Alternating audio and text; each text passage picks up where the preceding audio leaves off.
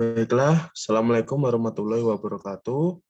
Perkenalkan, saya Aldi Heri Nugroho dari NIM B2001900069. Baiklah, di sini saya akan mempresentasikan tentang pabrik batik keris yang ada di Sukoharjo. Yang pertama, latar belakang berdirinya batik keris Sukoharjo. Batik Keris merupakan perusahaan batik yang didirikan di daerah Sukoharjo, tepatnya di Kelurahan Cimani pada tahun 1946 oleh Kasum Cokro Saputro. Bidang usaha ini sebenarnya telah dijalankan oleh ayahnya, Kwi Teong Ying, sejak tahun 1920. Perubahan politik pada tahun 1966 membuka cakrawala atau bisa disebut lembaran baru bagi kehidupan sosial ekonomi bangsa Indonesia. Pemerintah membuka kesempatan penanaman bagi modal asing atau yang biasa disebut PMA dan modal dari dalam negeri atau biasa disebut dengan PMDN.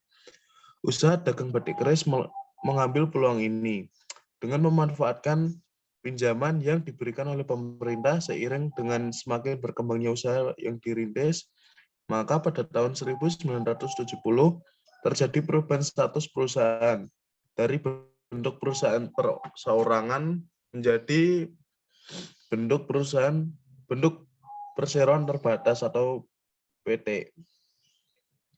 Dengan akta notaris R. Sugondo Suryo nomor 1 pada tanggal 2 April 1970 di kota Solo.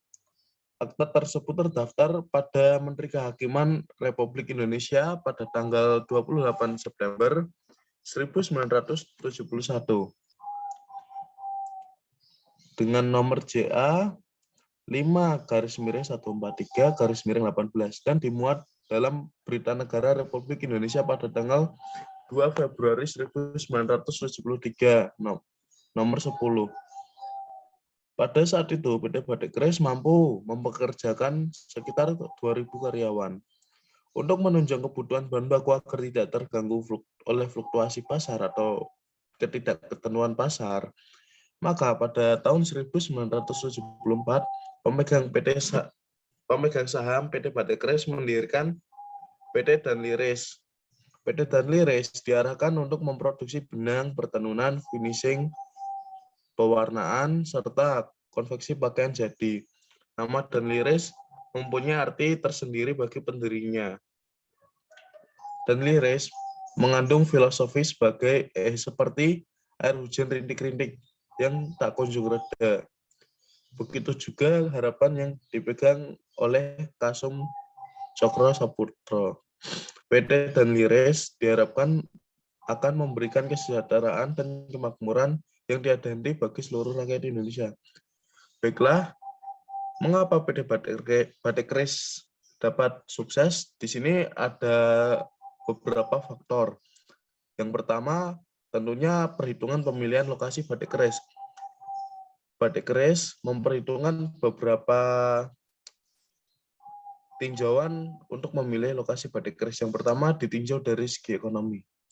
Batik keris memiliki transportasi relatif lancar dan biaya transportasi yang dapat ditekan lebih mudah karena lokasi pabrik tidak jauh dari pusat kota.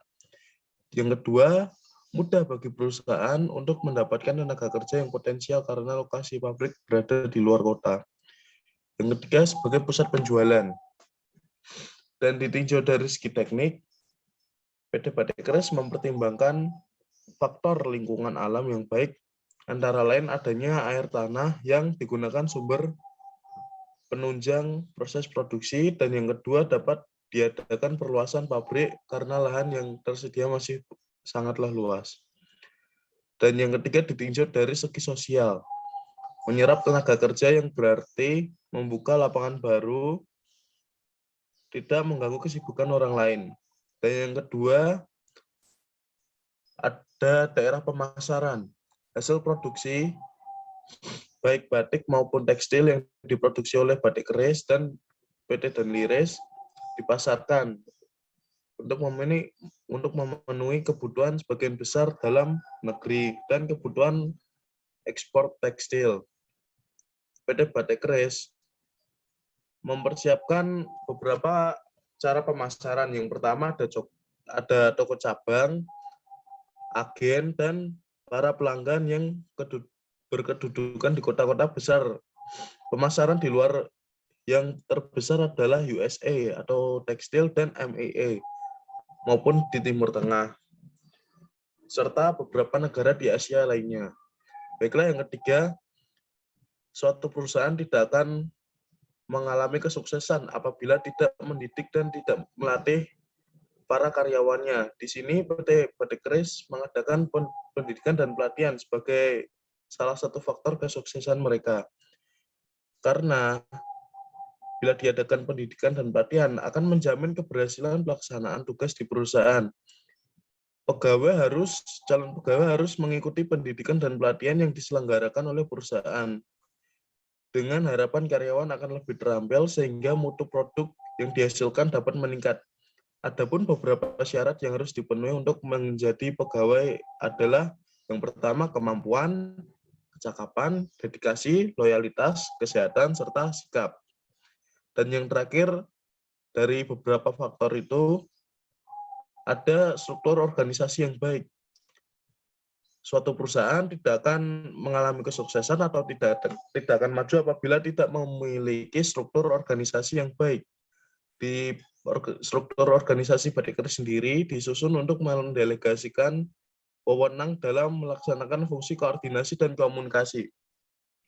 Dan masing-masing orang yang ada di struktural memegang peranan penting dan mengemban tanggung jawab sendiri-sendiri. Jadi di struktur organisasi, orang-orang yang memegang di dalam struktur organisasi adalah orang-orang yang melaksanakan fungsi koordinasi dan komunikasi, serta mempunyai tanggung jawab sendiri-sendiri. Baiklah, sekian presentasi dari saya. Mohon maaf apabila ada kesalahannya. Wassalamualaikum warahmatullahi wabarakatuh.